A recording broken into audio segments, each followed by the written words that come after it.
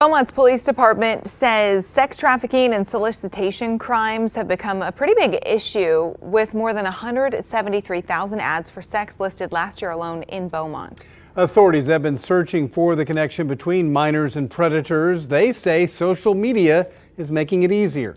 KFDM's Joy Addison joins us live now. And Joy, how should apps be monitored when used by minors? Greg, yes, I'm here in front of the I-10 corridor, which runs through Beaumont, and authorities tell me it has become a hotbed for sex trafficking.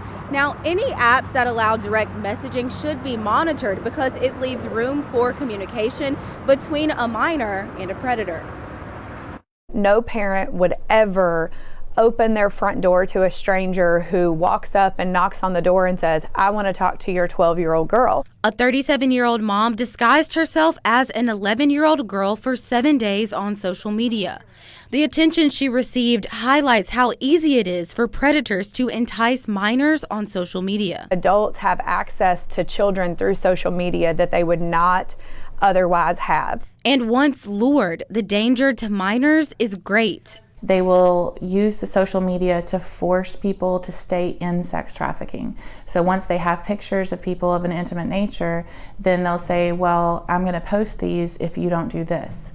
And so they'll use them to recruit as well as to hold people captive into what they're doing. Incognito apps like Snapchat pose the greatest threat. They leave no receipt of a message thread.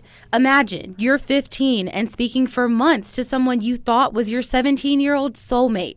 You meet in person and a predator steps out of the vehicle. It could be a 50-year-old man on the other side who's trying to groom someone into a relationship. They want to have a trust-based relationship with that child, and all of a sudden they're not who they said they were. But there are also instances where the minor is aware of who is on the other line. And authorities say, aside from monitoring all social media, an open line of communication, no matter the situation, is important. How do I go to my mom and tell her that this is happening and somebody's trying to hurt me or exploit me or threaten me with something when I sent this picture in the first place? And so kids are not supposed to know how to deal with that situation. They're kids.